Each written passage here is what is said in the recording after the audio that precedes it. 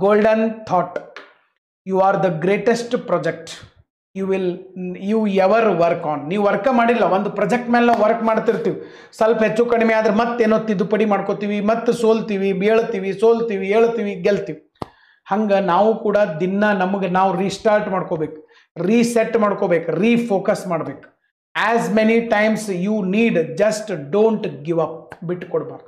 ಈಗ ಮೊನ್ನೆ ಎಕ್ಸಾಮ್ ನಡೀತು, ಕೆಲವು ಮಂದಿ ಚೆನ್ನಾಗಾಗಿದೆ, ಕೆಲವು ಮಂದಿ ಚೆನ್ನಾಗಾಗಿಲ್ಲ, ರಿಸಲ್ಟ್ ಬಂತು, ಕೆಲವು ಮಂದಿ ಸೆಲೆಕ್ಷನ್ ಆಗಿದ್ದಾರೆ, ಕೆಲವು ಮಂದಿ ಸೆಲೆಕ್ಷನ್ ಆಗಿಲ್ಲ ಅಂಥೇಳಿ ವರಿ ಮಾಡ್ಕೊಂತ ಮುಂದಿನ ದಿನಗಳನ್ನು ಹಾಳು ಮಾಡ್ಕೋಬಾರ್ದು.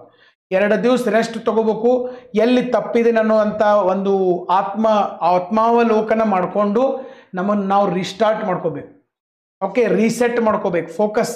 ಈಗ ನಮ್ಮ ಮೊಬೈಲ್ದಾಗ ಸಡನ್ ಆಪ್ರೇಟ್ ಆಗಲಿಲ್ಲಪ್ಪ, ವಾಟ್ಸಪ್ ಓಪನ್ ಮಾಡತ್ತೀವಿ, ಜಲ್ದಿ ಓಪನ್ ಆಗುವತ್ತು, ಮೆಸೇಜ್ ಓಪನ್ ಮಾಡತ್ತೀವಿ, ಓಪನ್ ಆಗುವತ್ತು, ಓಪನ್ ಆದಂಗೆ ಆಗೋದು, ಬಂದ್ ಆಗೋದು, ಅವಾಗ ನಾವೇನು ಮಾಡ್ತೀವಿ, ಭಾಳ ಲೋಡ್ ಆಗೈತೆ, ಅದಕ್ಕೆ ಸ್ಟ್ರಕ್ ಆಗತ್ತದ ಮೊಬೈಲ್, ರೀಸ್ಟಾರ್ಟ್ ಮಾಡ್ತೀವಿ. ಹಂಗೆ ನಮ್ಮ ಬ್ರೈನು ಆಗಿರ್ತೈತೆ, ನೆಕ್ಸ್ಟ್ ಏನು ಓದಲಿ, ನಾ ಏನು ಮಾಡಲಿ, ನೆಕ್ಸ್ಟ್ ಜೀವನದಾಗ ಏನು ಅನ್ನಿಸ್ತಿರ್ತೈತೆ, ಡೆಫಿನೆಟ್ಲಿ ಅನ್ನಿಸ್ತಿರ್ತೈತೆ. ಹಂಗೆ ಅನ್ನಿಸ್ತಾ ಇದೆ ಅಂತಂದ್ರೆ ಅದರ ಅರ್ಥ ನೀವು ಫೇಲ್ ಆಗಿದ್ರಲ್ಲ.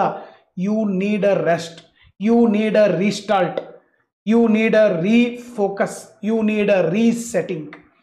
ಸ್ವಲ್ಪ ದಿವಸ ರಿಲ್ಯಾಕ್ಸೇಷನ್ಗೆ ಹೋಗಿ ಮತ್ತು ವಾಪಸ್ ಈ ಒಂದು ಇದಕ್ಕೆ ಬರೋದು. ಅದಕ್ಕೆ ನಮ್ಮನ್ನು ನಾವು ರೀಸ್ಟಾರ್ಟ್ ಮಾಡ್ಕೊಂಡ್ರೆ ಲೈಫ್ ಒಳಗಡೆ ಅಚೀವ್ಮೆಂಟನ್ನು ಮಾಡಬಹುದು ಅನ್ನೋದು ಇದರ ಒಂದು ಉದ್ದೇಶ. ನನ್ನ ಪಾಯಿಂಟ್ ಅರ್ಥ ಆಗಿದೆ ಅಂತ ನಾನು ಭಾವಿಸ್ತೀನಿ.